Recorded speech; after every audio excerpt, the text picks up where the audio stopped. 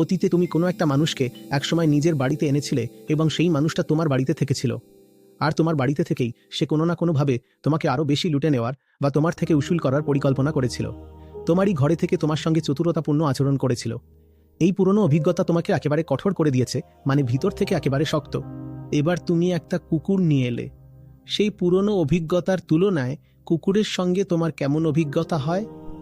কুকুরটা তোমার বাড়িতে থাকে আর যখনই তুমি ঘরে ঢোকো তখনই সে একেবারে পাগলের মতো ছুটে আসে। তোমার গা বেয়ে উঠে যায়। কুকুরটা তোমাকে খুব বিশ্বাস করে, তোমার কোলে শুয়ে পড়ে। কুকুরটা তোমার সঙ্গে কোনো ছল কপট করছে না। এই নতুন ধরনের আচরণ তোমার সামনে প্রমাণ হয়ে দাঁড়ায় যে পৃথিবীর সব জীব কপট নয়। আর সেই কুকুরটা প্রমাণ করে দেয় যে তোমার প্রতিটা সম্পর্কে ভয় পাওয়ার দরকার নেই।